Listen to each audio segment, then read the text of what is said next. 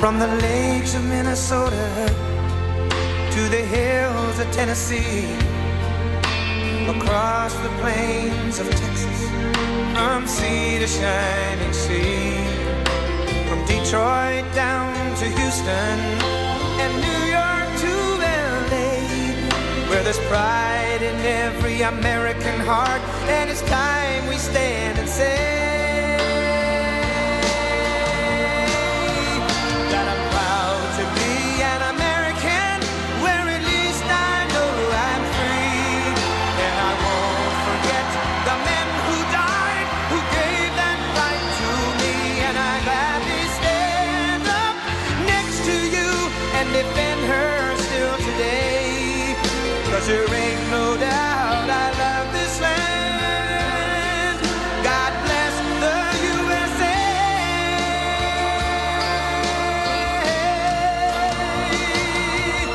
And I'm proud to be an American, where at least I know I'm free, and I won't forget the men who died, who gave that right to me, and I gladly stand up next to you and defend her still today, 'cause there ain't no doubt I love this land. God bless the USA.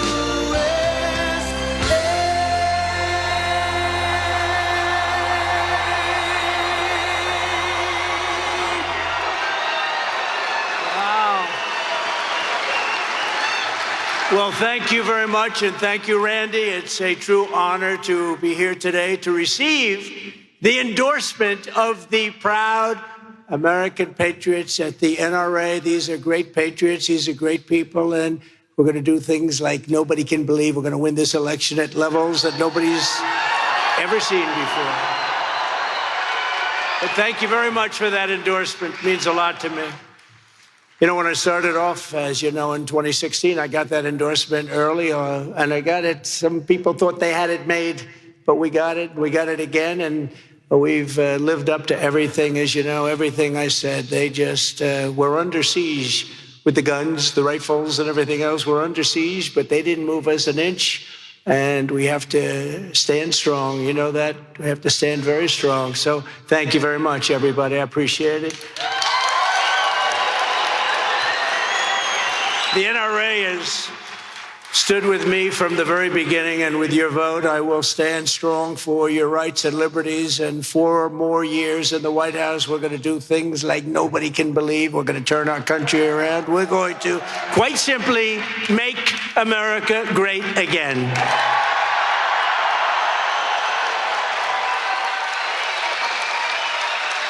But one thing I'll say, and I say it as friends, we've got to get gun owners to vote. Because you know what? I don't know what it is. Perhaps it's a form of rebellion, because you're rebellious people, aren't you? But gun owners don't vote. What is that all about? I've heard that. I heard it a few weeks ago. If the gun owners voted, we would swamp them at levels that nobody's ever seen before. So I think you're a rebellious bunch. But let's be rebellious and vote this time, okay? If you go out and vote, I understand exactly why you don't, but we have to win this election. It's the most important election in the history of our country. You've got to get all your friends, all the gun owners. They have to go and they have to vote. If they vote, there's nobody that can beat us, nobody. So it's very important. And I want to thank the NRA President, Charles Cotton, your first Vice President, Bob Barr, and interim Executive Vice President, Andrew Arula-Andom, who's a terrific group of people. That's a terrific group of people. We're also grateful to be joined by a very special man. He's a hot politician, very hot. Governor Greg Abbott. Where is he? He's around here someplace. He's around here. Thank you, Greg. You're a hot politician, Greg. You know why he's hot? Because he's doing a good job. That's a good reason, right? Right, Doc Ronnie? Thank you very much, Greg. Appreciate it. Great job. Also, a friend of mine is the chairman of our campaign in Texas, and we're 2-0, and we have lots of people running. And so far, I think we're 51-0 in Texas. I don't know. I like Texas, and they like me. Somehow it works together. But this man is very, very strong, very popular, Lieutenant Governor Dan Patrick. Thank you, Dan. Very strong guy, very popular guy. Thank you very much. Great job. How are we doing, Dan? Are we doing okay? We're way up in Texas. We're way up. Thank you very much. And members of Congress here, we have a lot of them, but a few of them I'm going to introduce. We also have senators, and we're going to just introduce a small group because we have to get on about our business, don't we? Huh? Members of Congress. The only man to hit a ball in Washington out of the stadium, he hit a home run, slow pitch. You know, they play the Democrats, and slow pitch meaning about 55 or 60 miles an hour, not that slow, but nobody's ever hit a home run over the fences except this one man, and he was wearing a MAGA hat. So I didn't know him at the time, but I said, who's the guy that hit the home run? This was a couple of years ago. He hit it right over the fences in the deepest part of the park. And that's not an easy thing to do for a civilian. You know, if you're a baseball player, you can do it. If you're a civilian, you're not supposed to be able to do it. But he was wearing that beautiful red MAGA hat. And I said, who is that guy? And his name's Greg Stubbe. And he's here today. And he's my friend with his incredible wife. Thank you, Greg Stubbe. Where are you, Greg? Where's Greg? What a shot that was. When they wear a hat that says MAGA, that means they're with us all the way. They're with us. Thank you, Greg. Also, a terrific congressman and a friend of yours, very good friend of you and the state and the country, Pat Fallon. Pat, thank you, Pat. Great, Pat. Great job. Another man, he was the doctor for, I don't think any of you have ever heard of this gentleman, Barack Hussein Obama. Has anyone ever heard of Barack Hussein? No, he was the doctor, very talented doctor, too. You know, he's got a lot of things on his resume. He was a great doctor. He was a great admiral. And now he's a great congressman. And before I introduce him, I just want to say, when he was the doctor at the White House, they asked him, who's healthier? Who's a better physical specimen? Is it Trump? Or is it Obama? And he said, it's not even close. It's Donald Trump, not even close. I said, I love this guy. Dr. Ronnie Jackson, your congressman, great congressman from Texas.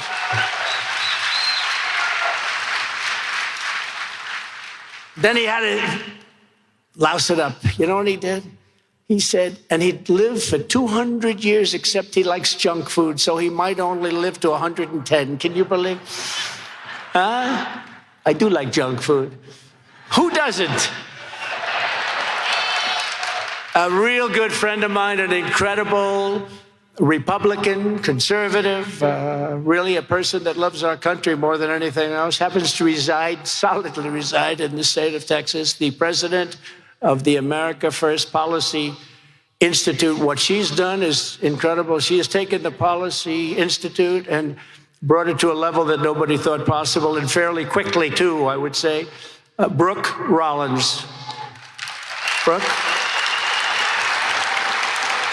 Thank you. Thank you, Brooke. She could run any company in America, but I don't want to say that because I don't want her stolen away from me. Texas legislature candidates who have my complete and total endorsement: David Covey, Alan Schoolcraft. Where is Alan? Alan Schoolcraft, Helen Kerwin, and Brent Hagenboo. Where are you? Stand up. Oh, there they are. And David is leading very substantially an absolutely terrible Speaker of the House who didn't want to go into voter fraud. He didn't want to do it. And David, raise your hand, David, because David's leading very, very substantially against your Speaker of the House. And I see the recent polls, but still, it's about a week away. They all have my complete and total endorsement. They're phenomenal people, and they're going to do really, really well. And we appreciate you being with us. Thank you. And good luck in a week from now. Good luck. You're going to win big. You're all going to win big. We have to get your speaker out of there so that we can go into voter fraud. Because, you know, even though we win Texas, Dallas and Houston, those areas, a lot of bad things happening, right, Dan? You know, they have a lot of bad things happening, and we got to stop it before it gets out of control, and they will do that. Also, a man, you know, he was operating a piece of equipment, a big hauler, a big truck. He was a truck guy, a real truck guy, not like Biden. You know, Biden says, I drive trucks. I drive trucks. I used to drive an 18-wheeler. He doesn't know what he said. He didn't. No, he always says that. He said, I used to drive an 18-wheeler. When the truckers come in, that's what he says. When the pilots come in, I used to fly a plane. No, it's true. He's misinformation. I was going to say he's full of bullshit, but I don't want to use bad language because there are a lot of young. No, I don't want to. I don't want to do that. Well, I played golf today with a really good golfer, Tony Romo. Do you know Tony Romo? He may be a better golfer than a football player. I don't know. But we played really today. We were talking about the state. We were talking about a lot of things, and we were at a wonderful course very nearby, and we had a tremendous amount of support from the people at that club. I'll tell you, it's amazing. They love this state. They love your governor, your lieutenant governor. They love this country. It's a beautiful thing to see, really beautiful. But, you know, Biden, he said his biggest lie of all, because I'm a nice golfer, is the expression goes. We have another nice golfer here, by the way, Mr. Steve Witkoff and his son Alex. He's a nice golfer, and he's one of the most successful businessmen in the country. He flew in just to spend some time because he's a big believer in the NRA. But Biden, his biggest lie of all, he said he's a 6.2 handicap golfer. This guy couldn't break 200. I really mean it. And he actually challenged me. You know, last week we're going to have debates with him, and that was good. That's good. I think we're going to, you know, he's still looking for that white stuff that was found in the White House. He's saying, where is it? It never arrived. It never arrived. They can't find it. Everyone thought it was for Hunter. Maybe it wasn't for Hunter. I think it was for somebody else. But he said 6.2, you know, so usually a guy's a 6 or 7 or an 8. I played golf for a long time. I won a lot of golf. 31 club championships, can you believe it? And he challenged me to a golf match. He said, I'll give him 3 aside. The guy can't break 200. Here's his swing. I'm very good at imitating swings.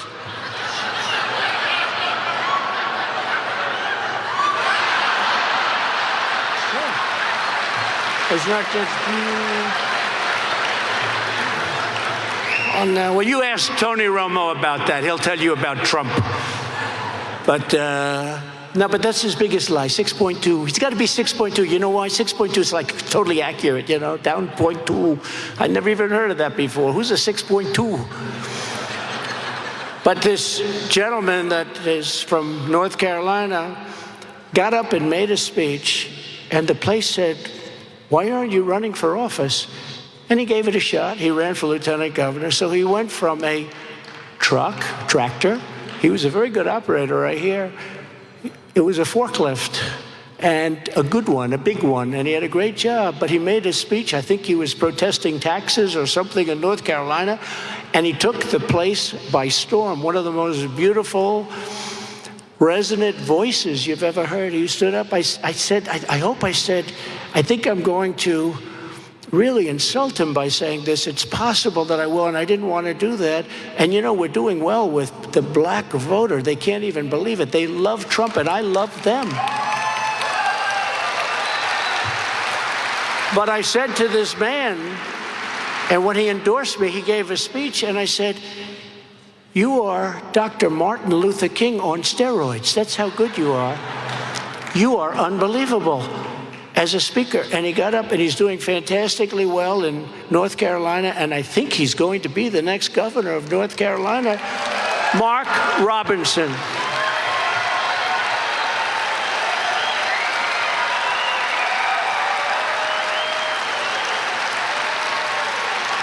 And a very popular guy. How's it going? Good? The polls are looking good, I hear, yes? You got to hear this guy speak.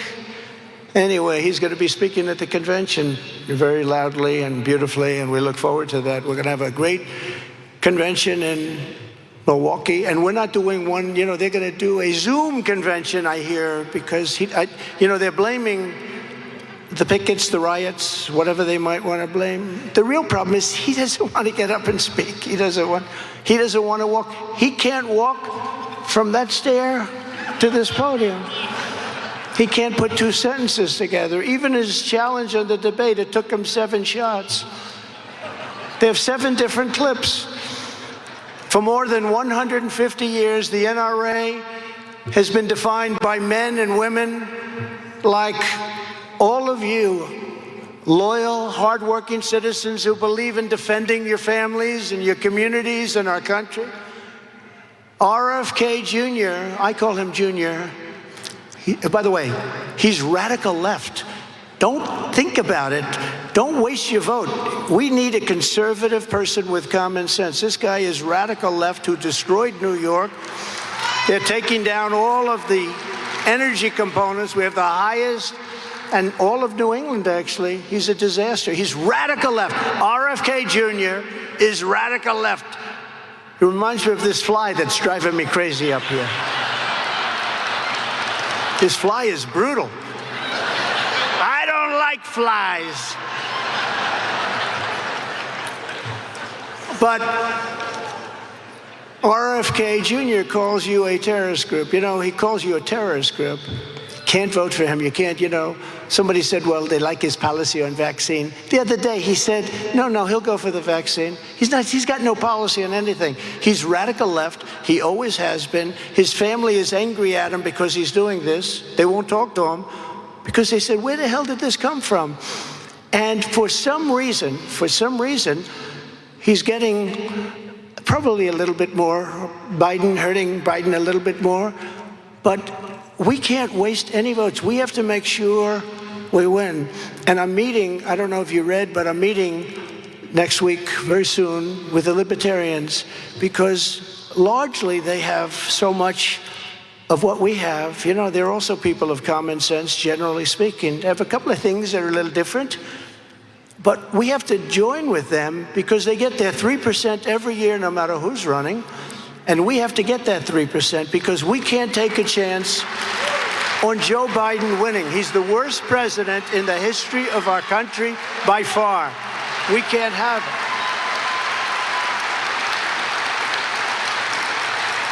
But RFK Jr. says bad things. He calls you a terrorist group, and I call you the backbone of America. That's a big difference, wouldn't you say? But under crooked Joe Biden, everything you stand for is under threat like never before. Our Second Amendment, which is largely why you're here, that's the biggest statement for you. When I go and make speeches at different places, it's always important. But today, this is the big statement. It's under siege. Second Amendment is under siege. Our Constitution is being run through the shredder. Our borders have been obliterated. Inflation continued to rage, and it's raging right now again. And they shouldn't lower the interest rates because they're going to have to stop it. But he's going to lower it just for purposes of trying to win an election, just like he went into the strategic reserves to try and win an election and let this stuff that's supposed to be used for war and national emergencies to try and keep the gas prices down. And now we have the lowest strategic reserves we've ever had. Our country is going to hell. Rapacious gangs and ruthless criminals are terrorizing our streets, and crooked Joe Biden's weakness has us teetering on the edge of World War III. I've gotten to know the leaders of the world very well. The ones in South America that are sending all of their criminals and their prisoners and their gangs into our country intelligently. I'd do the same thing if I was there. I would do the same. I'd do it faster than them. But they're sending everybody into our country. Think of it. We have these people coming into our country. We don't want them in our country. They're from prison, they're gang members, they're drug dealers, they're rapists. We have people coming into our country. No country can sustain what's happening to us, and they don't check them. They have no idea who they are. It's not just South America, it's all over the world. It's time for a president who will replace weakness with strength, turn poverty to prosperity, and vanquish Joe Biden's corrupt tyranny with a great restoration of American freedom. We have to do that.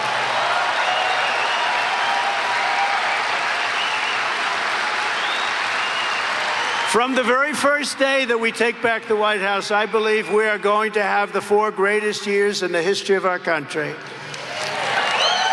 And it's hard to believe when you look at what's happening right now with the inflation and the bad economy. And one of the greatest, I'll just say Scott, I call him Scott. He's one of the great prognosticators on Wall Street, one of the smartest people on Wall Street. He said the only reason the stock market's doing well is because Trump is leading in all of the polls. If Trump wasn't leading in all of the polls, and if Trump doesn't win, you're going to have a collapse like in 1929. So just remember, he said it, but I said it too. I really believe it. I believe it. That's the only thing that's doing well is the stock market. It's doing well because we're doing well. We had a great stock market. But if it didn't happen, it's going to be a very bad time, I think, for our country. But to achieve the future, you have to march into the voting booth and you have to tell crooked Joe Biden, Joe, you're doing a horrible job. You're a horrible president. Like The Apprentice, Joe, you're fired. Get out of here, Joe. You're fired.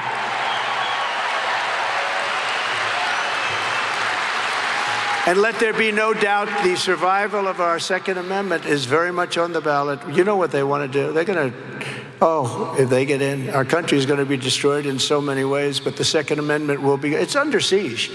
But with me, they never get anywhere, and we need that Second Amendment for safety, forgetting about even going hunting and all of the things that you do. We need it for safety. Because, you know, the bad guys are not giving up their guns. You know that. The bad ones are not giving up their guns. Oh, they will be so happy. If the Biden regime gets 4 more years, they are coming for your guns, 100% certain. Crooked Joe has a 40-year record of trying to rip firearms out of the hands of law-abiding citizens. He's always wanted to do that. And you can't do it. You know, we're the party of common sense now. It's like I call it the party of common sense. We're conservative and all of that. But we want borders. We want good elections. We have to have a Second Amendment that's meaningful. If we don't, we're going to have levels of death and destruction like this country has never seen before. We're the party of common sense. As we speak, the Biden administration is trying to crush independent firearms dealers by revoking their licenses if they make a single error, even in very unimportant paperwork. You know that. Are there any people in here that have that happen? Because 5 hands go up. It's sad. No, they want to take away your rights. Well, I know that better than anybody. They want to take away my rights better than anybody. Worse than Alphonse Capone. Al Capone was indicted twice. I got indicted 4 times. I never heard the word. What's an indictment? What's an indictment, please? Think of it, I go years and years, I go through all sorts of stuff in New York. I built buildings with the unions, with all the people that are involved. It's a rough business. I never had a question about me. All of a sudden, within a period of like this little tiny period, I got indicted 4 times, and on a civil basis 4 or 5 times, with it all being run from the White House and the DOJ. And I say, Alphonse Capone, the meanest, roughest, most horrendous. I'm looking at some of the people here, like this gentleman, rough guy. Rough guy, he's a rough stand-up. But you know what? You don't want to have dinner with Al Capone, I can tell you that, right? He wouldn't like you. You look too good. He wouldn't like you. He'd say, let's get rid of that guy. Al Capone, remember Scarface, right? Scarface. He is a scar that went from here to here. And he was rough, but he got indicted less than I did. Think of this. My father is up in heaven, and my mother. And my father was tough, but he was a good man. He was a good person, so I know he's in heaven. My mother, I guarantee it. My father, I think. Okay. I think. I'm pretty sure. But he was great. He was a great guy. And They're looking down on me right now. They say, can you believe it, darling? My son, he got indicted so much. And I heard they were going to try and do it a couple of more times, and the White House said, don't do it, don't do it. You're indicting this guy into the White House. There's a little truth to that. There's a little truth. But we have the highest poll numbers we've ever had. We have the highest poll numbers we've ever had. And, you know, there are those, I don't want to ever say this, you know, Bing, I don't know if this is wood or plastic. You can't tell nowadays. I think it's plastic. Is there any wood around? Oh, there's a piece. But we have the best poll numbers we've ever had. And I think a lot of it is the weaponization of justice, or as I call it, the weaponization of injustice, because that's what it is. And they'll use that on these great congressmen that I just introduced, because I have a platform that's a very big platform, and I can tell and talk to the voters, whether it's on television or I can do whatever, I can get it out, and I have done it, and probably a pretty good job. You see this case that's in New York, this fake case with a highly conflicted judge, so conflicted, there's probably no judge maybe in history that's been as conflicted as this guy, and he refuses to recuse himself. But I'm able to talk about things, although I do have a gag order. I can't talk about the things I want to talk about, because what I talk about is just on the surface. Because if I go in, they want to put me in jail. Can you believe? They want to put me in jail if I say the truth. So I can't talk about certain things. It says you can't talk about this, you can't talk about that, you can't talk, but those are the best things. But we talk about the things I can talk about. It has to be unconstitutional. Can you imagine? You've won the Republican nomination for President of the United States, and you have a local judge appointed by Democrat politicians. He was appointed. He didn't win the election. He's appointed. And he says, I'm going to put a gag order on the Republican Party's presidential candidate. Think of that. I'm going to put a gag order. So when people ask me questions, I'll have to say, I'm sorry, I can't answer that question. And they're easy questions. They're like softballs. They're so easy to answer. But I'm able to speak to the people, and the people understand, and we're well into the 80s and even more than that. And they see how fake it is. And so many of the politicians, like the ones I just mentioned, and others, many of them that aren't here from all over the country, they go to the trial and they watch what's going on. But we had a big day on Friday, didn't we? Didn't we have a big day? But they want to rig that just like they rigged the presidential election of 2020. They want to rig it. This is their form of rigging. And it only happens in third world countries, never happened here. It's a disgrace what's going on. But with me in the White House, the radical gun grabbers will run straight into a very, very powerful brick wall. Their dreams of taking away your God-given rights will die when the polls close on November 5th, 2024. Those dreams that they have will be dead. They will be dead dreams. Every promise I made, every single promise I made to you as a candidate, I kept as your president. Look at all the things we did. Taxes, think of it. Biggest tax cut in history, biggest regulation cuts in history, greatest economy in the history of our country. Larry Kudlow was on last night. He was on, I think, Sean Hannity, another great guy. A lot of good people out there. We have a lot of great people that get the word out. But Larry Kudlow was out, and he was comparing our economy to Biden's economy. He says, not even close. I mean, we had the greatest economy ever, and he's got an economy that is so bad with inflation, no matter what happened, you can never override. Inflation is a country buster. It has been for hundreds of years. You go back to Germany of old, it's a country buster, and it's busting our country, and it's destroying our people. Just as I pledged back in 2016, I appointed nearly 300 pro-Constitution judges to interpret the law as written.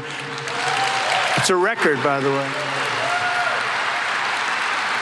And I faced down vile attacks from the radical left to confirm 3 great Supreme Court justices, Neil Gorsuch, Brett Kavanaugh, and Amy Coney Barrett.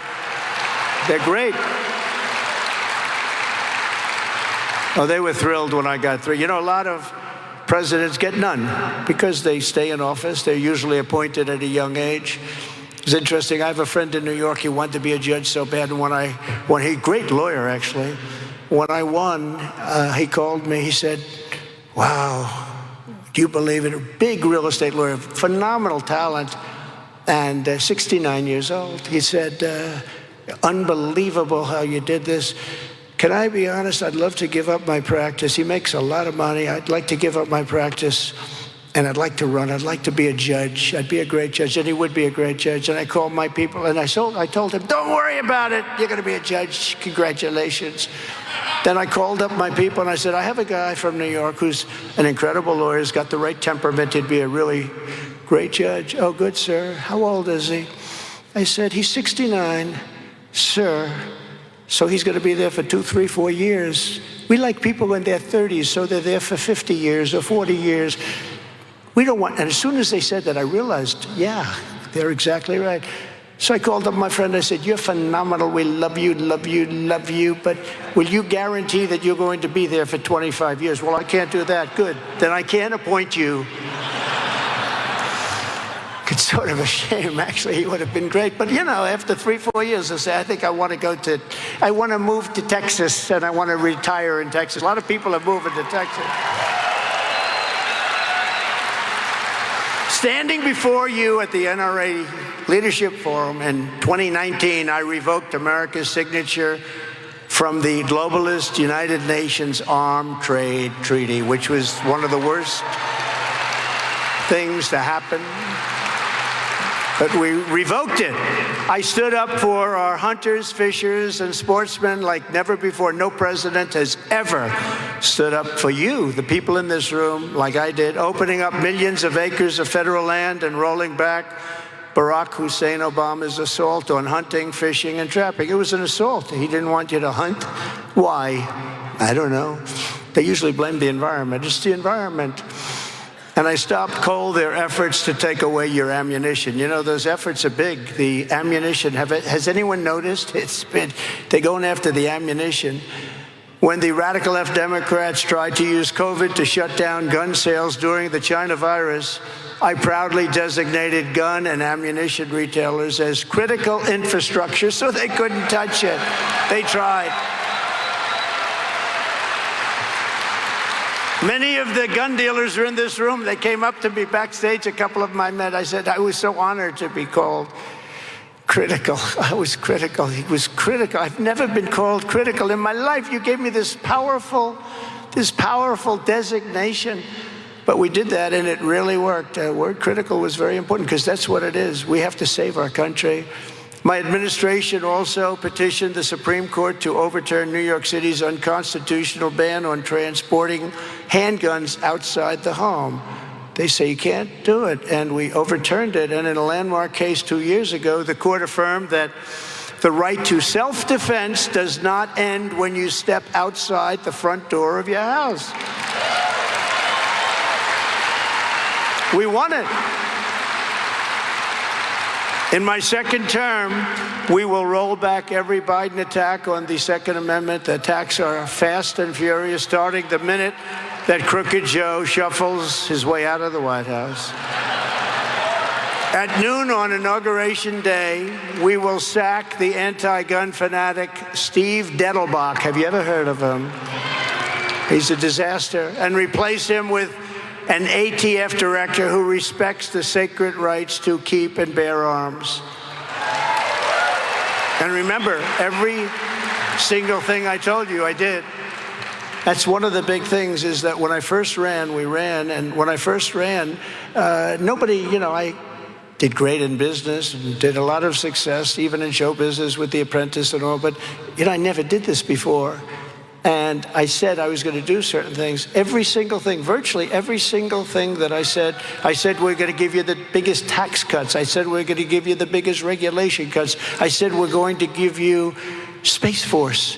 We're going to rebuild our military, which we did. I said we were going to build hundreds of miles of wall, which we did. We had 200 miles of wall ready to go. And they decided, then we had the rigged election, and they decided not to put them up. And they sold that very expensive wall. It's exactly what the Border Patrol wanted. Exactly. I wanted nice, beautiful 40, 50-foot concrete plank. They didn't like that. And I did everything they wanted.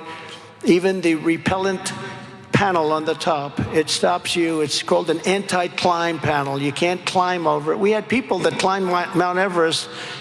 We had all different walls built so that we got the best one. They couldn't climb this one. And I didn't like the panel on top. I don't know if you know what I'm talking about, but there's an anti-climb panel on top. But it makes it very hard for people to get over the walls. They could scoot up those walls. It was incredible. And we built everything. And now, you know what they did? We had 200 miles that would have been put up. We built 571 miles of wall. And we had the safest border in history. I got Mexico to give us soldiers, all of the things I did. But these people, they took the 200 miles of wall that could have been flipped up and thrown up, and they were sitting there ready to be installed, and they sold it for 5 cents on the dollar. I don't even know what the hell does anybody want that wall for, right? Maybe other countries are buying it to use for their wall, probably. That's it, for 5 cents on the dollar. On day one, we will seal the border. We will stop the invasion, and we will send Joe Biden's illegal aliens back home right where they belong. Right where they belong. They're going back home where they belong. And we start with the criminals, and there are many, many criminals. Less than 4 years ago, we had the most secure border in U.S. history. We ended catch and release, built tremendous numbers of miles of border wall like nobody thought possible. I took it out of the military because I considered it an invasion of our country. And I got Mexico to send 28,000 soldiers to our border free of charge. Do you think that was easy to do? I told the president of Mexico, I need 28,000 soldiers free of charge to guard our border. Oh, Donald, oh, President. He was laughing. He thought I was kidding. I said, no, they have to be free of charge. You'll do it. I know you'll do it. There's no question that you're going to do it. They come through Mexico along with the drugs, which, by the way, are now 10 times greater coming through fentanyl and all, coming through our border than it was just 4 years ago. 10 times greater. It's even more than that, I believe, but they're estimating at least 10 times. But I said, I need your soldiers, and you'll give them to us free of charge. He said, no, no, no, I will not do that, Donald. He thought it was so funny. I said, do me a favor. And he's a friend of mine. He's a good guy. He's a radical socialist, and that's fine. I don't care. I don't care. But he was a good guy. I said, do me a favor. Look, I don't like negotiating with you. It's sort of unpleasant. I want to negotiate with your people. And I said, so do you have somebody that can negotiate a little bit on this subject and others? And he said, yes, I will send Jose whoever to see you.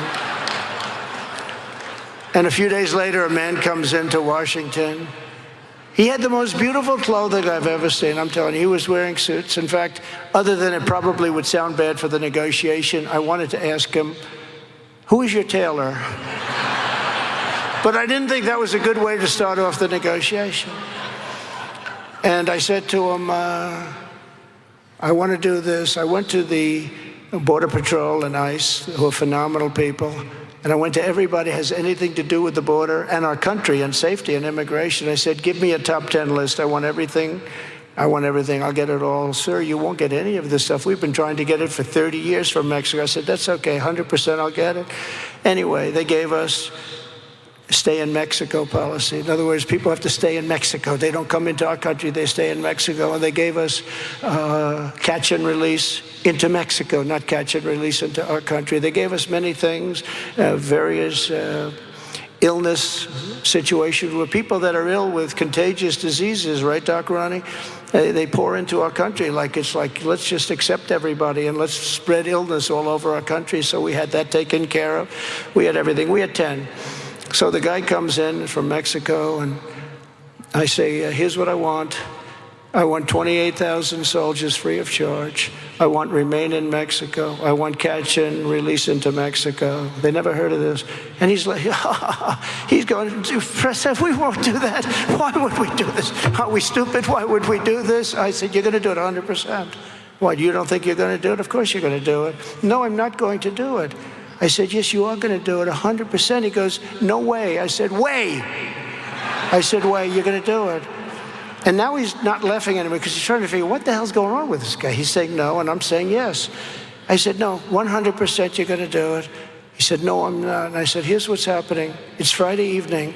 On Monday morning at 7 o'clock, every single car that you send into our country, you know, they've stolen 32% of our car industry over the years, not during my administration, by the way. But over the years, they've taken a huge chunk out of Michigan. And by the way, that's why I'm leading in Michigan, because people see what they've done to the jobs and the cars and the building, the manufacturing of cars is just horrible. And Mexico has taken a tremendous amount of that business away. I mean, they're building massive car plants again in Mexico. I had it stopped. Some of the biggest plants in the world. You know who's building a lot of them? China is building car plants in Mexico to sell cars into the United States. And I told them the other day, don't do it because you're going to be charged 100% tariff, which makes it impossible to sell the cars into it. And you're building these big monster plants, and you're wasting a lot of money doing it because we're not going to accept any of those cars. We're not going to lose our jobs to monster plants that are being built along the border to sell into the United States because they have a guy like Crooked Joe Biden as president who's accepted money. He's a Manchurian candidate. He's accepted money from China, from Russia, from Ukraine, from everywhere. If that were a Republican, he would have been given the electric chair. They would have brought back the death penalty. What he's gotten away most, he's the most crooked. He's also the most crooked president we've ever had. And to spin it a little bit, he is a threat to democracy. You know, they like to say, I'm a threat to democracy. What the hell have I done? All I've done is we had no wars, except we defeated ISIS, and we defeated them brutally and quickly. And I said to this handsome, beautiful, well-dressed man, no, you're going to do that because on Monday morning we're putting a tariff of 25% on everything that comes in, and then a month later it's going to 50, and then a month later it goes to 75, and then a month later it goes to 100, and that's where I'm going to stop. I think that's enough. And that's more money than the money we're asking for, the 28,000 soldiers and the other things, by a factor of about 5. And it's going to take place on Monday morning. And I had an order on my desk. And I said, I'm signing the order right now so you can see it. Oh, but Mr. President, may I please take 5 minutes to make a call back to my country? And I said, let me guess, you're going to call the president, my friend, who is my friend. He's a great guy, but he likes Mexico and I like us. I mean, what can I tell you, right? That's the deal. Just like President Xi, he likes China and I like the USA. That's why they paid billions of dollars that no other president got 10 cents. So may I take a moment to make a call? Yes, you may. Please hurry up because I have other appointments. He comes back about 3 minutes later. We have decided to provide you, sir, with 28,000 soldiers free of charge, of course. And it is our great honor to do so. And in addition to that, we will have a stay in Mexico policy where all of these criminals that are coming into our country will stay in Tijuana. You had to see Tijuana. This was breathtaking to see this. They weren't allowed into our country. Got everything. And the woman from the State Department, a very nice woman, very, very good, very loyal to the country, but a lousy negotiator. She said, I've been working on this for 25 years. I said, I've been working on it for about 2 hours and I got everything. I got everything. And then when this guy with no IQ, low, he's a low IQ individual, our president. Think of this. We have a low IQ individual as our president, and he's dealing with steel. He's dealing with President Xi. We will start negotiation now. There's no games. He's dealing with Putin. He's dealing with Kim Jong-un.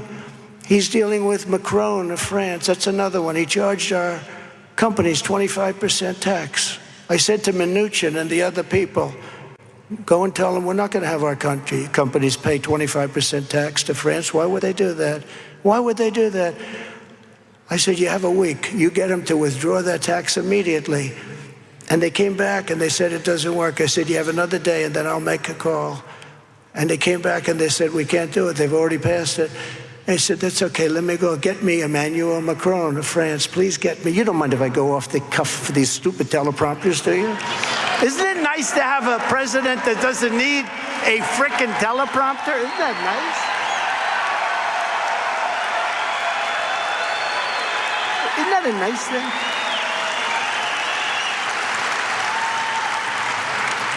So I said, let me handle it. So they're going to charge American companies this massive amount of tax to do business in France. Who the hell wants to do business in France? Why should they do that? So they couldn't do it. They came and said, sir, I'm sorry, sir, it's too late. I said, it's not too late. It's never too late. They're ripping off our country, and it's an embarrassment to our country. It's not too late. I said, get me Macron of France right away. I want right away. And Emmanuel Macron, he's the leader of France, and he's a nice man, but he loves France. They all love their countries or feel an obligation to their country. But they love their country. But I love this country more than I love just about anything, right? I mean, I love my family too.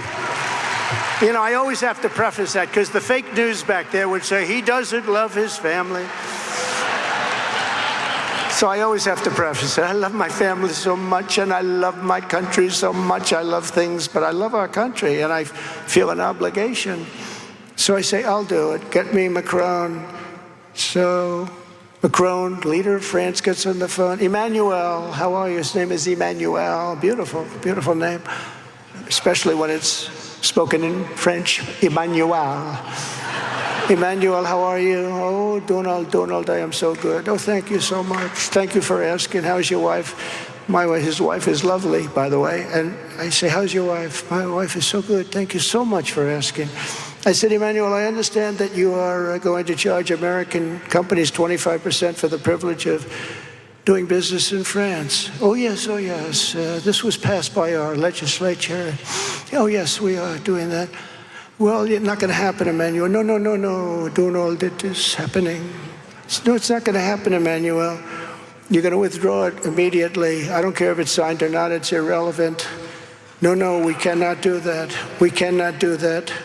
This has taken place. We have talked about this for a long time within France. I said, that's good. I talked about this for a long time in my country, too, about 3 hours. And I said, Emmanuel, here's a story. If you don't withdraw that tax immediately, on Wednesday morning, this was a Monday, I work all different days, I don't discriminate. This was a Monday. I said, Emmanuel, if you don't withdraw that tax, I'm going to charge you a 100% tariff on all wine and champagne that comes into the United States, and it will start effective immediately. And he said, no, Donald, you cannot do that. That would be very unfair. I said, no, charging a tax to our company is very unfair. I said, you have 5 minutes to tell me you're going to do it or you're not going to do it. I will call you back, Donald. I must check. He calls me back. Donald, I have been able to stop this legislation. And I'm pleased to inform you that we will not be charging you that tax. But now I understand they're charging or they're doing something very similar. And a lot of it's already been passed again because they have a president that's incompetent. And you know what? I have great respect for the office of the president. I would never talk this way. I didn't talk like this until I got indicted. Once they indicted me, I said, the gloves are off. This guy did something that you can't do. Even Hillary Clinton, we didn't want to do that. You don't want to hurt our country like that and divide our country. This guy, this horrible guy, indicted a man that's running for office on the two-party system. Always going to be a two-party system, by the way. They can have all the games they want, but we have a two-party system. It was devised that way. That's good. That's fine. But they took the leading candidate who has the Republican, essentially has the Republican nomination, and very importantly, is leading their candidate by a lot. We're leading in every poll, every single poll, leading in the swing states, everything.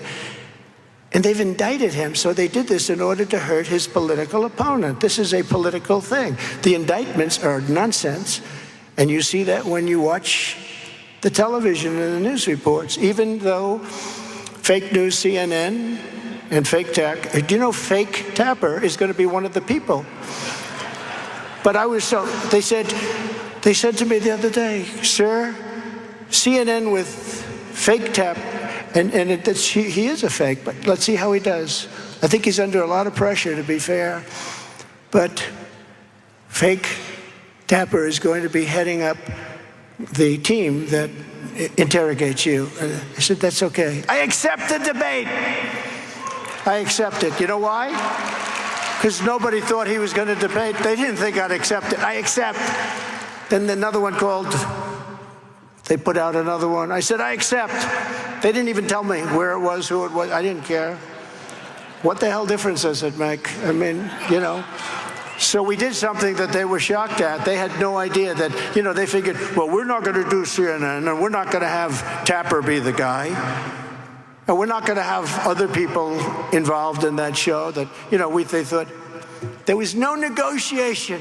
I said, I accept anything you want. Let's debate. And now they're shocked. They don't know what the hell to do because they have a debate. But just remember this. We'll go back and finish. You know, there is a genius to what I'm doing. You do know that. I go from here to there, and it all comes back into a beautiful picture. You know, it really, do you notice? It all comes back into a beautiful picture, great memory. It's a beautiful thing. But remember what they're going to do. If this horrible, low IQ individual who's representing us, if this horrible person who's done such a bad job, worst president in history by far, if this horrible individual finishes the debate, which I think he will, if he's standing, they'll say it was a brilliant performance. It was a brilliant performance. They've never seen anything like it, very much reminiscent of the days of FDR. You know, FDR was had a beautiful patrician voice, magnificent voice, great debater, very smart man. You know, FDR, 16 years, almost 16 years. He was 4-term. I don't know, are we going to be considered 3-term or 2-term? You tell me. Ronnie, what do you think? Are we 3-term or 2-term if we win? But think of it. They're going to say, wonderful. Now, he did that State of the Union the other day. He was high as a kite. So I think we should call for drug tests on the debate. Yeah? We're going to call for drug tests. We're going to call for drug tests. So anyway, so Macron calls. See what I mean? Look, I start. Even I say to myself, you're a frickin' genius. Hey, look, I had an uncle, my father's brother, who's the longest-serving he's the longest-serving professor in the history of MIT. He graduated, he was a phenomenal student, a real genius, a really brilliant guy. And, you know, I believe in the racehorse theory. Fast horses produce fast horses. He went to MIT, graduated. They said, we'd love to have you be a professor. He was there for, I think, 41 years. He's the longest-serving professor in the history of MIT. It's nice to know. Do you think Biden has that in his family? I don't think so. I don't think so. I may be wrong. Let's check. Let's check. So Macron calls me back. See, this is the final of the stories. Macron calls me back, and he said, Donald, we have agreed to do what you want. We will not charge the tax. How sad is that? There are so many different things, like buying Air Force One, saying I'm not going to pay for it, and not signing the contract. I said, who negotiated the contract? Barack Hussein Obama. Then I'm not signing it. Well, why would you do that? Because I know it's too expensive. I didn't know anything about the plane. It's too expensive. And I was able to cut $1.6 billion off the price over a period of 2 months with Boeing. We have a lot of stories we could tell. But the saddest thing of all is that crooked Joe Biden has turned your state and the entire country into a dumping ground for the world. In Venezuela, violent crime is down at levels that they've never seen before. It was 67% 3 weeks ago. It's now down to 72%. It's down. Violent crime is down. Would you ever hear that? You know, if it goes down 1%, we say, oh, it's so great. Down 72% because all of their inmates, their mental patients, and the dreck from deep in the basements of their most vile prisons and They're depositing them all into our country. All their gang members in Caracas, Venezuela. Caracas, wonderful city if you'd like to. Actually, it's going to turn out to be a lot safer than our cities because all the criminals are being sent to us. In fact, I'll invite you. In fact, I have an idea for the NRA. Let's have the next year's meeting in Venezuela where it's going to be a lot safer than our country. Venezuela will have no crime because all of their criminals will be deposited. So, Ronnie, we'll go together. Okay? Congressman Fallon, we're going to go together. We'll all take a trip together. And we're going to go, and we're going to get Dan and the whole group, and we're going to go to Venezuela because we want a crime-free environment, okay? That's what's happening. That's what's happening. Think of it. They're down 72% now from last year in violent crime. Biden wants to disarm American citizens while he floods our country with Biden migrant crime. Now, while we're here, has anyone ever heard of the snake? The snake. Should I do it now or not? Should I? I mean, look, let's face it. It's a Saturday afternoon. We have nothing to do. It's like a time, it's sort of like a Death Valley time. You know, in television terms, they call it Death Valley. When you're on Saturday afternoon, they say you got Death Valley. So let's do this. It's better, right? Isn't this better than going home and turning on television and falling asleep, being bored? Do it? Yes, yes, yes.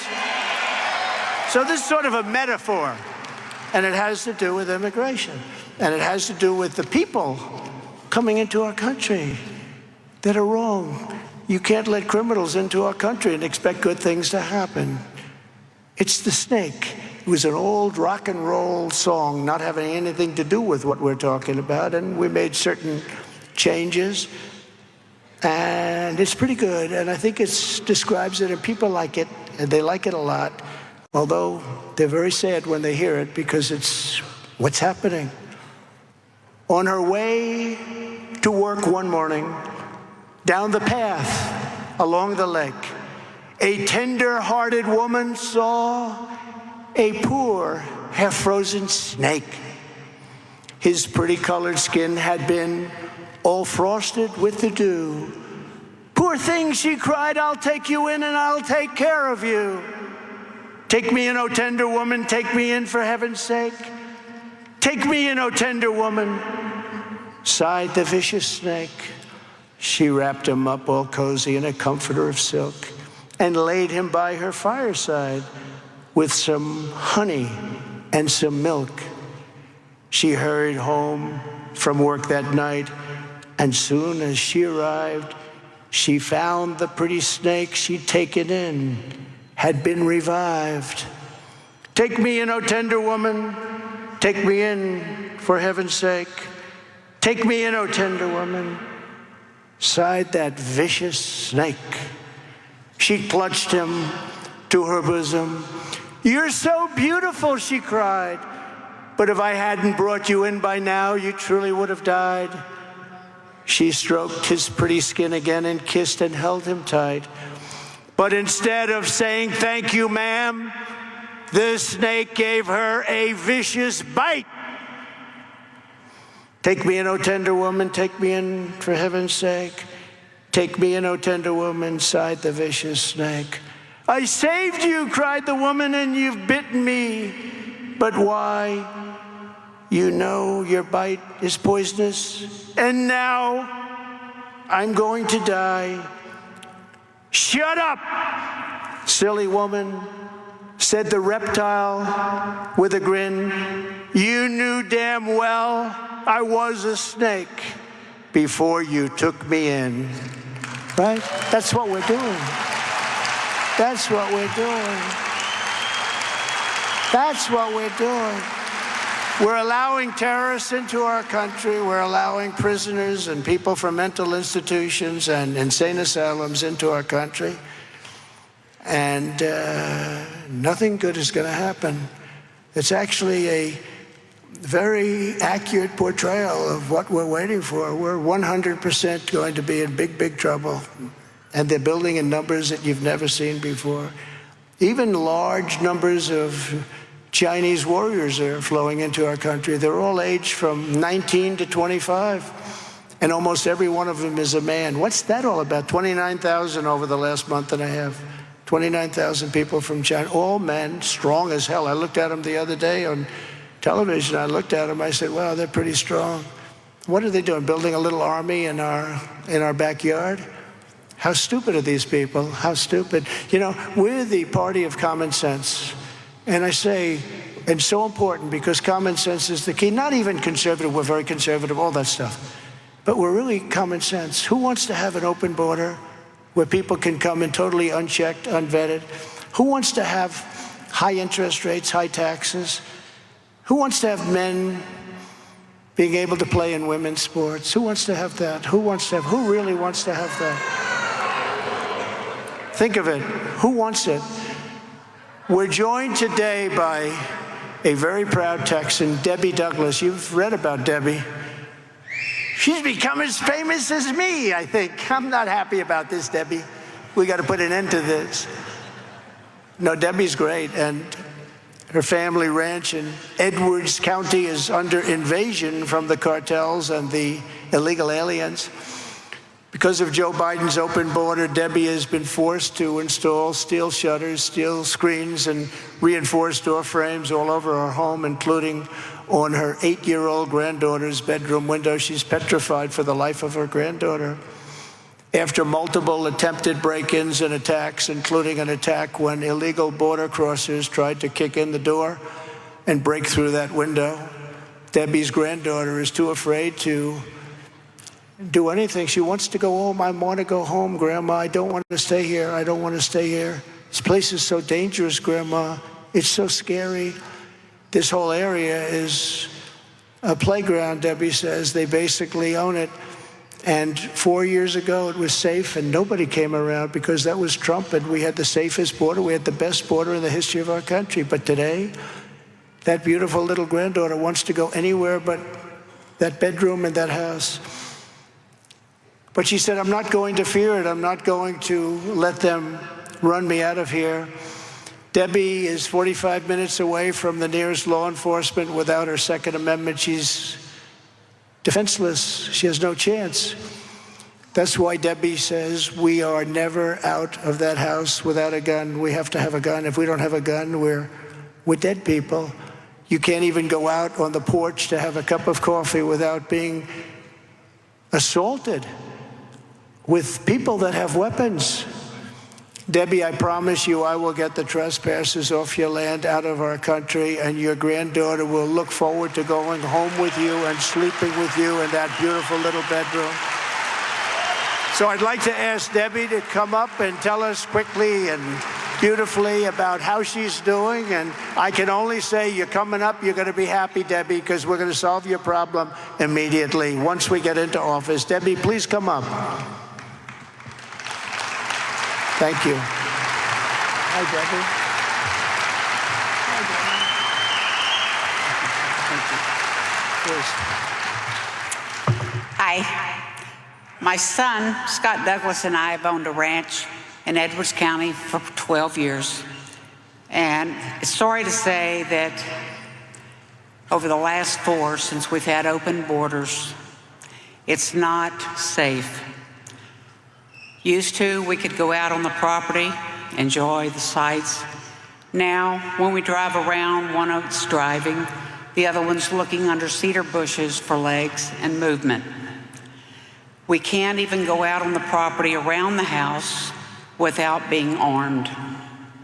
We can't go out and sit on the porch and drink a cup of coffee without having a gun on us.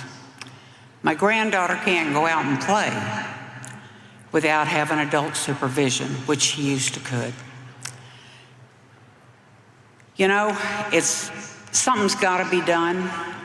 If we're out on the property, you're always looking over your shoulder to make sure an illegal isn't coming up on you. When you're approaching the gate, one person is sitting in the car with a gun while the other one is unlocking the gate. In my opinion, there's only one man that can change this. There's only one man that can protect our rights as gun owners. There's only one man that can save this country, And there's only one man that can close our borders, and that is President Trump. Thank you.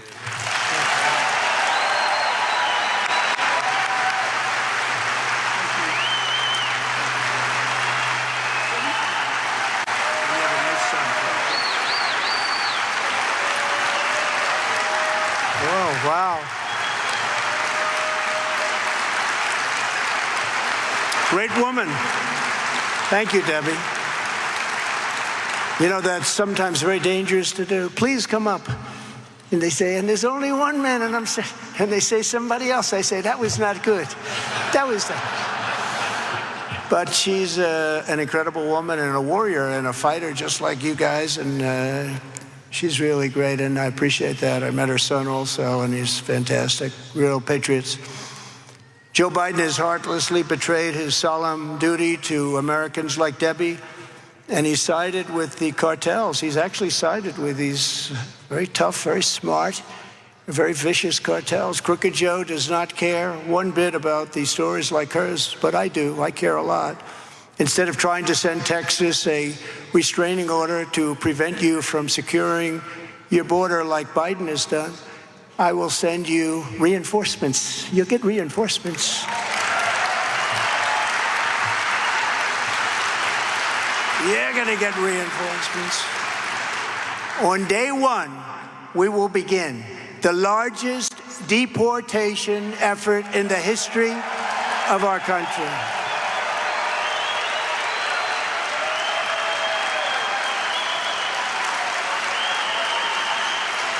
It'll be a big one.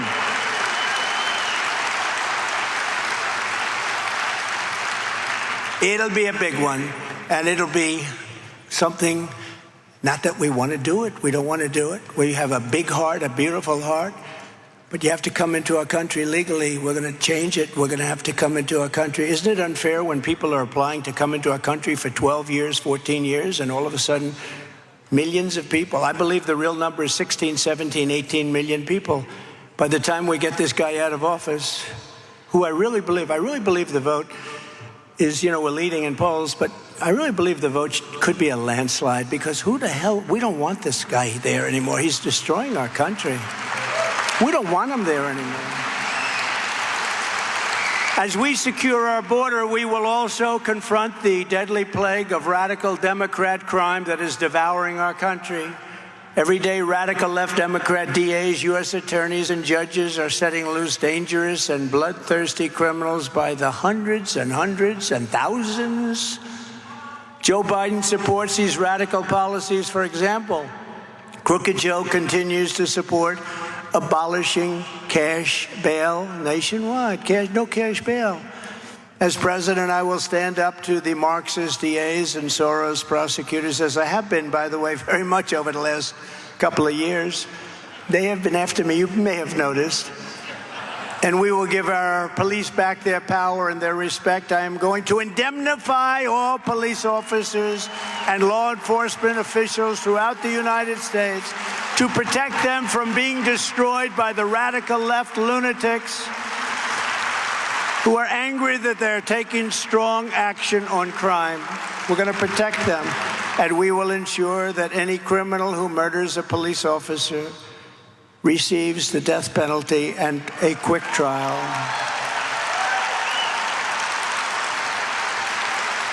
And it's no wonder Joe Biden and his thugs are so desperate to stop us. They know that we are the only ones who can stop them. All of the persecution you're witnessing is only happening because I am running for president and leading in the polls. If I wasn't running, or if I was like so many others that we've now vanquished, there'd be nothing. There'd be nothing. In the latest New York Times poll, they were not happy about this. The New York Times, we're leading in every swing state by massive margins, and we're on track to win a record share of the Hispanic American votes this November. And likewise, we're doing record numbers with the African American voters. They are tired of what's happening to them. And honestly, there's been no president since Abraham Lincoln and perhaps in a certain way, including Abraham Lincoln. But there's been no president since Abraham Lincoln that has done more for the black individual in this country than President Donald J. Trump. There's been nobody, not even close. Colleges and universities, criminal justice reform, opportunity zones. Tim Scott did a great job with the opportunity zones, Tim Scott of South Carolina. And we've done more for African Americans than any other president since Lincoln. Let's give Lincoln his due, okay? But that's the way it is. The Democrats are all talk, no action. I was little talk and total action. The radical left Democrats rigged the presidential election in 2020, and we're not going to allow them to rig the presidential election in 2024. Every time the radical left Democrats, Marxists, communists, and fascists indict me, I consider it a great badge of honor. I'm being indicted for you, and never forget, our enemies want to take away my freedom because I will never let them take away your freedom. They want to silence me because I will never let them silence you. And in the end, they're not after me, they're after you. I just happen to be standing in their way.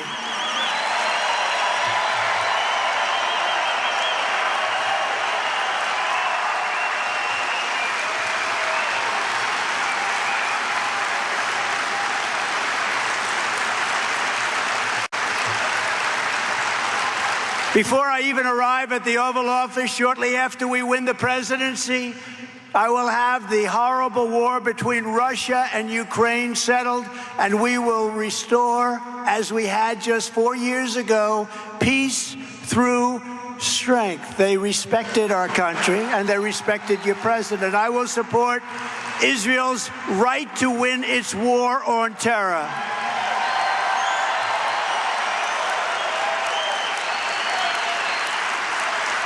On day one, I will cancel Joe Biden's absolutely insane electric vehicle mandate.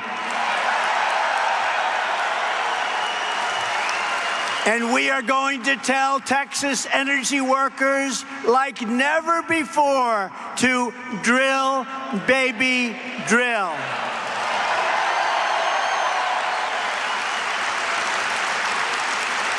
And as a group, and this is a big group and a beautiful group, and you go right into the deep corners of this big room, but I appreciate it. I really appreciate it. But we're in this together. We got to save our country. And I think while we're here, we have to talk about the question of abortion. It's a very big issue, as you know, in our country, because we have to do the right thing, and we also have to get elected. We have a combination. We have to do the right thing, but we have to get elected. We've gotten abortion out of the federal government. You know, for years and years, that's what they wanted. Everybody said, we have to take it away, legal scholars. And we got it back to the states, the way that all of these scholars and experts in law always wanted it and always said it should be. This was the big question. We have to take it out. That's why they hated Roe v. Wade, because it was a federal issue. It wasn't a state issue. They wanted to bring it back to the states and to the people. And it's now up to the will of the people in each state. It's something that nobody can believe we're able to get done. And it's happening, and it's happening rapidly. It's moving along very rapidly. You saw that Nevada just changed their law, and it's going to go to a vote. You saw that Ohio, and in all fairness, they came out on the much more liberal side, if we can use that term. Kansas, likewise, great states, both great states, came out much more liberal in terms of this issue than some people would have thought. But the vote is the vote, and it's the will of the people. Some states will be more conservative and others will be more liberal. But the people will decide, and that's the way it should be, and that's the way people have wanted it to be for many, many decades. If the radical Democrat extremists get their way, they will have a federal law for abortion in the 7th, 8th, 9th month, and even executing a baby after birth. If you look at, and you know exactly what I'm talking about, if you look at the former governor of Virginia, he said, yes, we'll have the patient, the woman brought in the 9th month, and if the baby is born, we will sit down and we will talk to the woman and we'll decide whether or not she wants to dispose of the baby. This is a Democrat, radical Democrat. They want abortion, and they fully allow, and in some cases they have a mandate, they allow abortions in the 7th, 8th, 9th month, and even after birth. And you can't have that. So the fact is, they're the radical ones on this issue, not you. They're the radical ones. But every voter has to go with your heart and do what's right. But we also have to remember that politicians, to do many other things, have to get elected. And I want to thank the 6 Supreme Court justices, Clarence Thomas, Samuel Alito, John Roberts, Brett Kavanaugh, Neil Gorsuch, and Amy Coney Barrett for the wisdom and courage they showed on this long-term, very contentious issue. They did what's been wanted for many, many years. Getting it back to the states puts the question where it belongs, with the vote of the people, and over time it will all work out. It is already working out at a rapid rate, and our country can finally come together on this very contentious topic. And I think it's something we have to talk about, because you just have to talk about it. In my opinion, Republicans have not been talking about it intelligently. They haven't been talking about it with knowledge, or they were just wedded to something. But remember, speak from your heart, but you also have to get elected. Again, that's common sense, because we have many things to do, very big issues. Like this issue is a big issue, very big issues. So we did something that nobody thought could be done. And, you know, if you go back 10 years, 12 years, the only issue with Roe v. Wade was getting it back to the states where it belongs. And then with time, it gets to be very complex. No, the people are deciding, and they're deciding at a rapid pace. And some will be happy, some won't be happy. But that's true of almost everything that's contentious. But it's been an amazing thing, and people are working very hard to try and get their points across, and they're dealing with their states, and a lot of things are working out very, very well. So it's a very important thing, and I just hope that the Republicans learn how to speak about it properly and with intelligence and with heart. We're going to rebuild our cities into beacons of hope, safety, and beauty, better than they have ever been before. We will take over the horribly run capital of our nation, Washington, D.C. It's like a murder capital of the world, and clean up, renovate, and rebuild our wonderful capital so that it no longer is a nightmare of murder and crime, but rather it will become the most beautiful capital anywhere in the world. We're going to renovate and rebuild, and we're going to take the graffiti out. I was there recently on a court case, of course, court case. I get so many court cases. I'm going to end up being Clarence Darrow. I'm going to end up being one of the greatest of all time. I'm becoming a great expert at the law. And I'm driving into a federal courthouse, and the graffiti all over the place is unbelievable. It's staggering. The roads are full of potholes. The medians in the middle, you know, the guardrails are all broken and laying, some of them literally laying in the street. The garbage is piled up and disgusting. Cans are laying there for many months. You know, you look at a can. I know how long it's been there. Some of them have been there for, I would say, more than a year. It's filthy dirty. We're going to make our capital strong again. We're going to run our capital. We're going to take our capital over by the federal government. It's going to run properly, not the way it's run right now. It's a murder capital. People are being murdered every single week. Murdered. They leave the great state of Texas to go see our capital.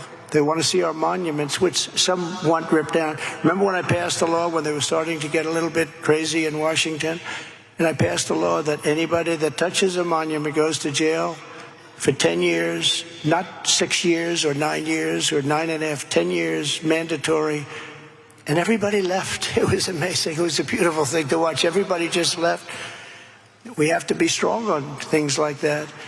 On day one, I will sign a new executive order to cut federal funding for any school pushing critical race theory, transgender insanity, and other inappropriate racial, sexual, or political content onto the lives of our children.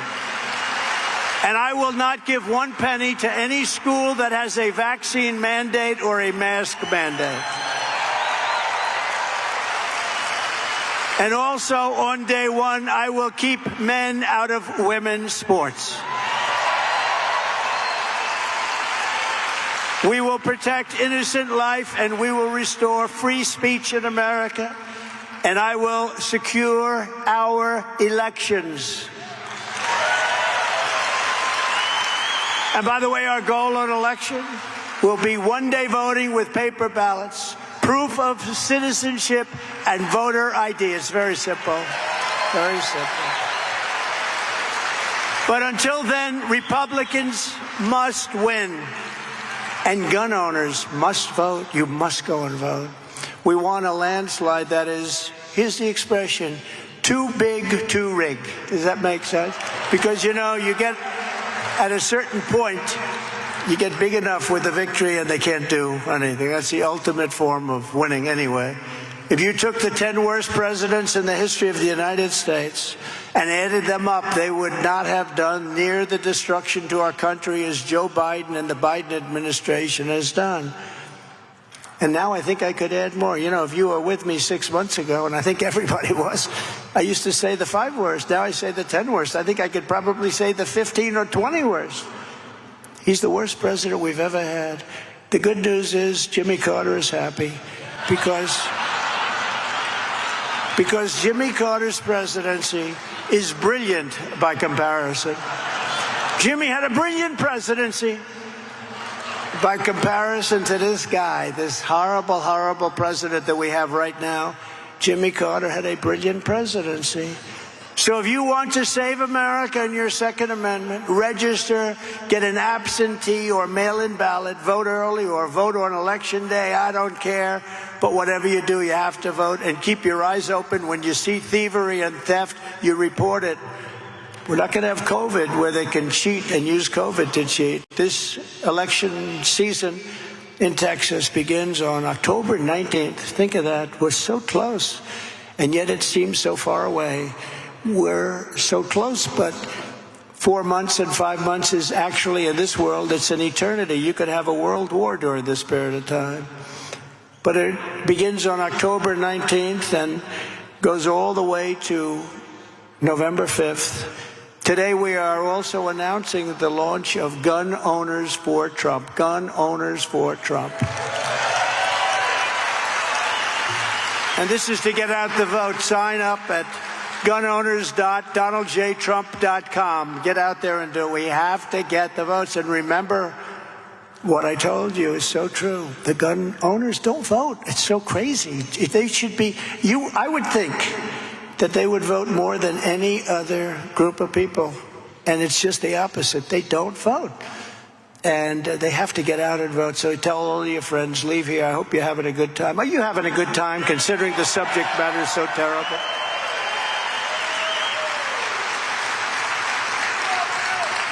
So this is going to be, again, the most important election in the history of our country. I used to say it on 2016, but that was peanuts by comparison. I ran on the border in 2016, but that border was like fantastic compared to the border we have now. I solved the border problem, so much so that I couldn't use it in the 2020 speeches.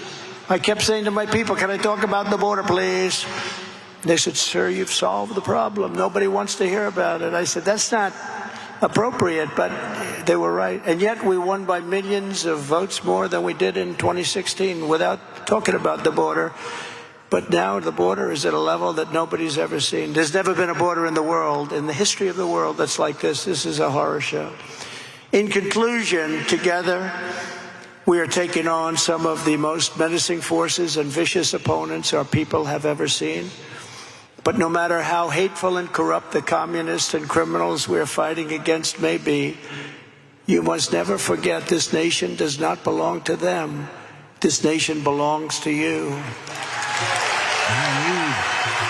And you. This is your home. This is your heritage. And our American liberty is your God-given right. From Beaumont to El Paso, from Fort Worth to Corpus Christi, and from Midland to Dallas, this state was won by God-fearing, hardworking patriots like the men and women in this room today, incredible people. It's an incredible state. You have a great governor. You have a great lieutenant governor. You have incredible Congress people. You have just fantastic people. The Texas spirit of proud independence was forged by cowboys and cattle hands, ranchers and rangers, oil workers, soldiers, and brave, brave, brave pioneers. Many came here with nothing but the boots on their feet, the clothes on their back, and the gun in their saddle. But they turned this state into a home of freedom, justice, and liberty, and they raised the flag high and dared any foe to come and take it. Do you know what that is? Come and take it. Come and take it.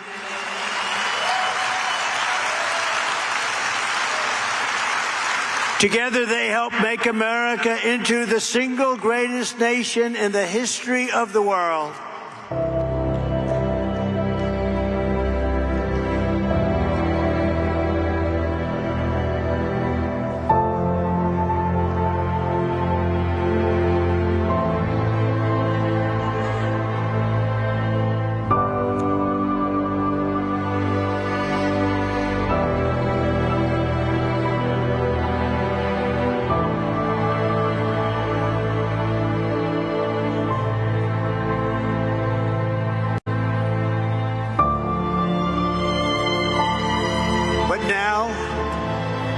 Nation in decline.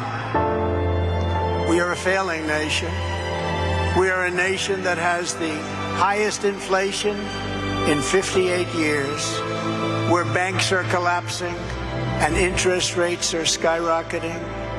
Likewise, we are a nation where energy costs have reached the highest levels in our history. We are no longer energy independent or energy dominant as we were just a few short years ago. We are a nation that is begging Venezuela and others for oil. Please, please, please help us, Joe Biden says. Yet we have more liquid gold under our feet than any other country anywhere in the world. We are a nation that just recently heard that Saudi Arabia and Russia will be reducing their oil production while at the same time substantially increasing the price. And we met that threat by announcing that we will no longer be drilling for oil in large areas of Alaska or elsewhere in our land. We gave up Anwar, the greatest reserve perhaps anywhere in the world. We are a nation that is consumed by the radical left's Green New Deal. Yet everybody knows that the Green New scam is fake and will lead to our destruction. We are a nation whose leaders are demanding all electric cars, despite the fact that they don't go far, they cost too much, and whose batteries are produced in China with materials only available in China, when an unlimited amount of gasoline is available inexpensively in the United States. But it is not available in China. And now we are a nation that wants to make our revered and very powerful army tanks the best anywhere in the world, all electric, so that despite the fact that they also are not able to go far, fewer pollutants will be released into the air as we blast our way through enemy territory in an environmentally friendly way. And they also want to make our fighter jets with a green stamp of energy savings, though losing 15% efficiency, but allowing us to keep our enemy's atmosphere clean of emissions as we viciously and unceremoniously attack them at levels never seen before. Where and who are these people that would do this to our country? Who are these people who would ruin us and make us look like fools? We are a nation that ended oil exploration and production in the U.S. just as the price of oil reached an all-time high. What other country would do such a stupid thing and so self-destructive yet? Can we be energy independent and even energy dominant again. Yes, oh yes, and quickly, says President Trump. Yes, oh yes, and quickly. We are a nation that surrendered in Afghanistan, leaving dead soldiers, American citizens, and $85 billion worth of the finest military equipment in the world behind, and also abandoning Bagram, one of the biggest military bases anywhere in the world, and only 1 hour away from where China makes its nuclear weapons. And we are a nation that allowed Russia and Ukraine to fight, killing hundreds of thousands of people, and it will only get worse. It would never have happened with me as your president, and for 4 straight years, it didn't happen. Likewise, the horrifying attack on Israel would never have happened. They wouldn't have even had a thought of doing such a thing if President Trump was in the Oval Office. Iran was broke under the Trump administration. They didn't have the money to fund Hamas or Hezbollah and all of the other instruments of terror that they used to finance.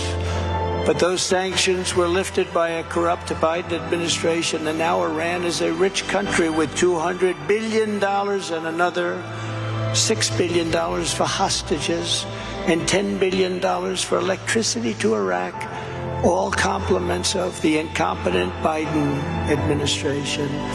And China with Taiwan is next. We are a nation that allows radical left terrorists to violently attack our cities, leaving behind massive destruction and death, and nothing happens to the criminals that do these terrible things.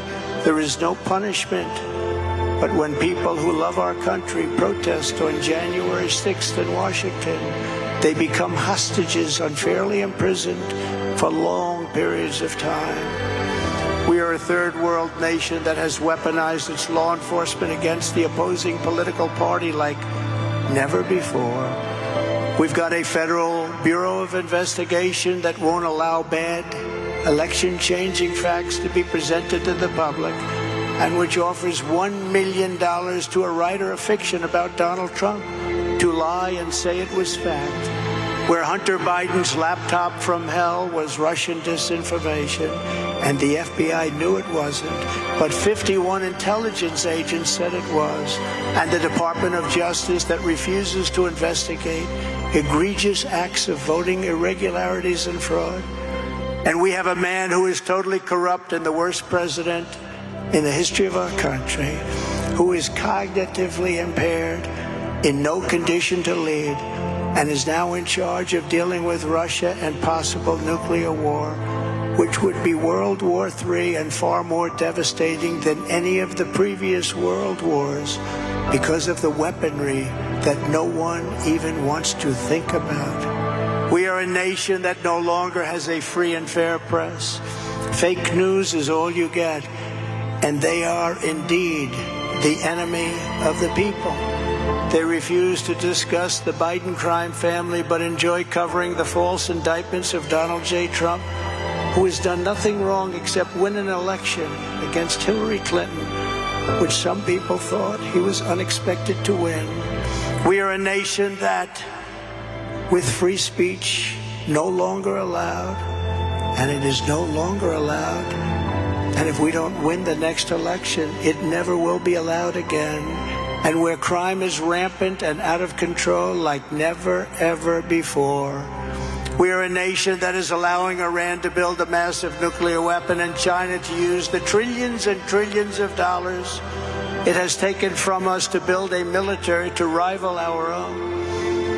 And less than 4 years ago, we had Iran, China, Russia, and North Korea in check. They respected us. They were afraid of us. They weren't going to do a thing against us, and everyone knows it. Now Russia and China are holding summits to carve up the world and to become partners. And perhaps most importantly, we're a nation that is no longer admired, respected, or listened to on the world stage. We are a nation that in many ways has become a joke. We are a nation that is hostile to liberty, freedom, faith, and even God. We are a nation whose economy is collapsing into a cesspool of ruin, whose supply chain is broken, whose stores are not stocked, whose deliveries are not coming, and whose educational system is ranked at the bottom of every single list. We are a nation that just sold a once great company, United States Steel, to Japan. We are a nation whose stock market's continued success is contingent on MAGA winning the next election. We are a nation where large packs of sadistic criminals and thieves are allowed to go into stores and openly rob them, beat up and kill their workers and customers, and leave with armloads of goods but with no retribution. Where the authority of our great police has been taken, where their families and pensions have been threatened, and their lives would be destroyed for the mere mention of the words law enforcement. We are a nation where fentanyl and all other forms of illegal drugs are easier to get than groceries to feed our beautiful families. We have become a drug-infested, crime-ridden nation which is incapable of solving even the simplest of problems. We will institute the powerful death penalty for drug dealers, where each dealer is responsible for the death during their lives of at least 500 people or more. Mothers will never again be forced to watch their children overdosing and hopelessly dying in their arms, screaming, "What can I do? What can I do?" We are a nation whose once revered airports are dirty, a crowded mess. You sit and wait for hours and then are notified that the plane won't leave, and they have no idea when they will, where the ticket prices have tripled. They don't have the pilots to fly the planes. They don't seek the qualified air traffic controllers, and they just don't know what the hell they're doing. We are a nation that screens its citizens viciously at all ports. But if you're an illegal alien, you're allowed to flow through the border by the millions and millions and millions. We are a nation that has lost its confidence, willpower, and strength. We are a nation that has quite simply lost its way. But we are not going to allow this horror to continue. Less than 4 years ago, we were a great nation, and we will soon be a great nation again. It was the hard-working patriots like you who built this country, and it is the hard-working patriots like you who are going to save our country. We will fight for America like no one has ever fought before. 2024 is our final battle. With you at my side, we will demolish the deep state. We will expel the warmongers from our government. We will drive out the globalists. We will cast out the communists, Marxists, and fascists. We will throw off the sick political class that hates our country. We will rout the fake news media. We will drain the swamp, and we will liberate our country from these tyrants and villains once and for all. Like those patriots before us, we will not bend, we will not break, we will not yield, we will never give in, we will never give up, we will never, ever, ever, ever back down. With your support, we will go on to victory, the likes of which no one has ever seen, and we will evict crooked Joe Biden from the White House on November 5th, 2024.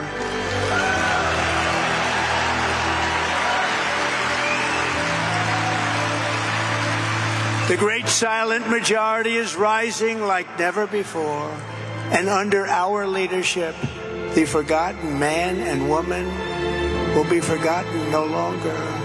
We are one movement, one people, one family, and one glorious nation under God. And together, we will make America powerful again. We will make America wealthy again. We will make America strong again. We will make America proud again. We will make America safe again. We will make America free again. And we will make America great again. Thank you very much to the NRA, and thank you, Texas. Thank you very much. God bless you all. God bless you all. Thank you. Thank you.